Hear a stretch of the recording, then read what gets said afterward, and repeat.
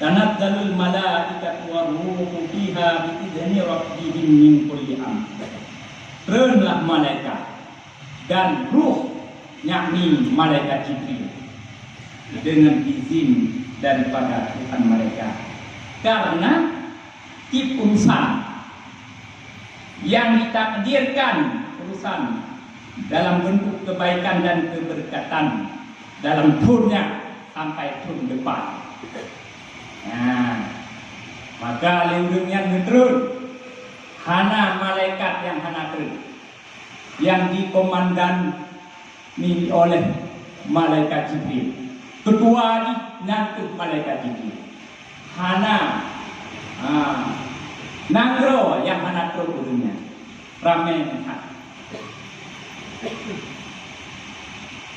Para hadirin yang dirahmati Allah, hikmah turunnya malaikat, benar malaikat yang dikepalai oleh Jibril natif bak jamun oroji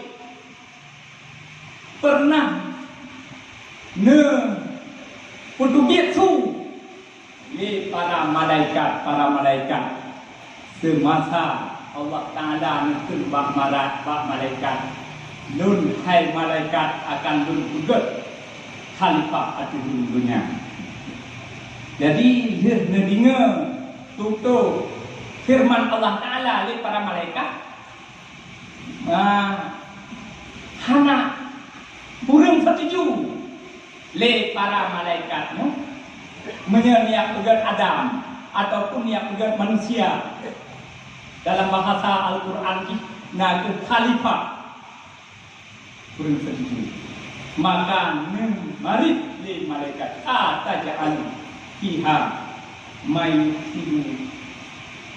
fiha wa yasfiku dima kepua kali niat pegat dalam umumnya urun manusia yang naik gaduh di kubur kerusakan wa yasfiku dima dan hana pre di meruru darah sesama-sama rawatnya.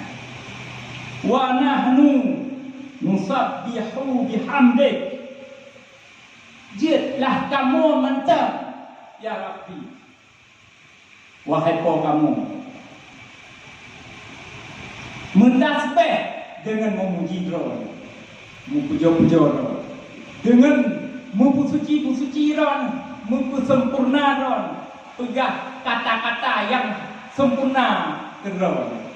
Hana urun membacuti nimbak Ron.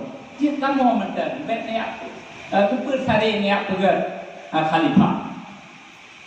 Jadi dalam ayat surat Al-Baqarahnya tabuh ayat tanya dalam jut tu tak siapa ni li para malaikat. Karena pengetahuan malaikat terwujud manusia dicipta oleh Allah Ta'ala akan dikubur kerusakan di muroro darah dan kenyataan di puronyo tadi tapi terlalu mungkin sesama manusia saboh nek tu ke ya maka itu bin kutu malaikat ternyata li Allah lain dari apa yang pernah dikun li para malaikat. Rupanya di dalam golongan manusia ini naurun yang paling dan naurun yang saleh yang melebihi daripada malaikat-malaikat. Maka lelaki izin bak Allah Ta'ala bak malam qadar getrun penuh umum nyamban karena pernah lupa suruh le malaikat korojik segala na katanya. Para hadirin yang dirahmati Allah, putra pun maksud malaikat Netun kuno bungo pak malam kada. Antara letak perkara. Letak juga. Antara lain niat ucapan salam sejahtera. Rata hana rumah urut Islam yang hana negeri salim.